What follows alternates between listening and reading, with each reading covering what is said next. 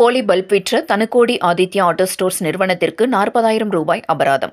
நாமக்கல் நுகர்வோர் நீதிமன்றம் அதிரடி தீர்ப்பு. வழக்கறிஞரின்றி போராடி வென்ற கார் உரிமையாளர். கோவையில் விலை உயர்ந்த காருக்கு போலி ஹெட்லைட் பல்புகளை விற்று ஏமாற்றிய கோயம்புத்தூர் உதிரிபாக விற்பனை நிலையத்திற்கு 40,850 ரூபாய் அபராதம் விதித்து நாமக்கல் மாவட்ட நுகர்வோர் நீதிமன்றம் அதிரடி உத்தரவு பிறப்பித்துள்ளது.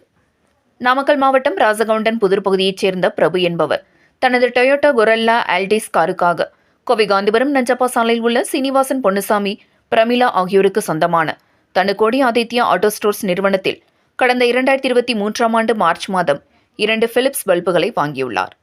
சுமார் 3,000 ரூபாய் கொடுத்து வாங்கிய அந்த பல்புகள் அடுத்த சில மாதங்களிலேயே பழுதாகி பல்லிழித்தன. இதனால் அதிர்ச்சியடைந்த அவர் பிலிப்ஸ் நிறுவனத்திற்கு மின்னஞ்சல் அனுப்பினார். புகாரை விசாரித்த நிறுவனம் அவருக்கு 2 பல்புகளை இலவசமாக வழங்கியது. அப்போதுதான் தான் முதலில் வாங்கிய பல்புகள் அசலல்ல, அவை போலியானவை என்பது பிரபுவுக்கு தெரியவந்தது. இதுகுறித்து கடைக்காரரிடம் விளக்கம் கேட்டபோது அவர்கள் முறையாக பதிலளிக்கவில்லை. மாறாக பரிகாரம் கிடைத்துவிட்டது, இதற்கு மேல் நீதிமன்றம் போனால் சரியிருக்காது என மிரட்டும் தொனியில் பதில் வந்துள்ளது.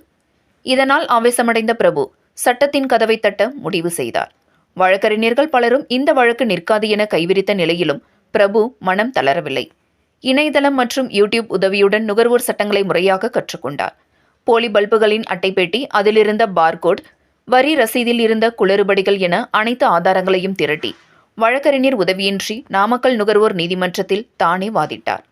வழக்கை விசாரித்த நாமக்கல் மாவட்ட நுகர்வோர் தீர்ப்பாயம் வாடிக்கையாளரை திட்டமிட்டு ஏமாற்றியது உறுதியானதால் தனுக்கோடி ஆதித்யா ஸ்டோர் நிறுவனத்திற்கு பின்வரும் அபராதத்தை விதித்தது. பல்புகளின் விலை 8,850 ரூபாய், இழப்பீட்டுத் தொகை 25,000 ரூபாய், மன உளைச்சலுக்கான இழப்பீடு 5,000 ரூபாய் மற்றும் வழக்கு செலவு 2,000 ரூபாய், மொத்தம் 40,850 ரூபாய் தொகையை 60 நாட்களுக்குள் வழங்க வேண்டும் என நீதிபதி உத்தரவிட்டார். ஏற்கனவே இந்த நிறுவன உரிமையாளர் சீனிவாசன் மீது சொந்த சகோதரரே போலி ஆவணங்கள் மூலம் பல கோடி ரூபாய் ஏமாற்றிய வழக்கு கோவை மாநகர குற்றப்பிரிவு போலீசில் உள்ளது என்பது குறிப்பிடத்தக்கது. பெரிய கடைகளுக்கு சென்றால் அசல் பொருட்கள் கிடைக்கும் என நம்பும் நுகர்வோரை ஏமாற்றுவது தவறு என்பதை இந்த தீர்ப்பு உறுதியளித்துள்ளதாக சமூக ஆர்வலர்கள் பாராட்டி வருகின்றனர்.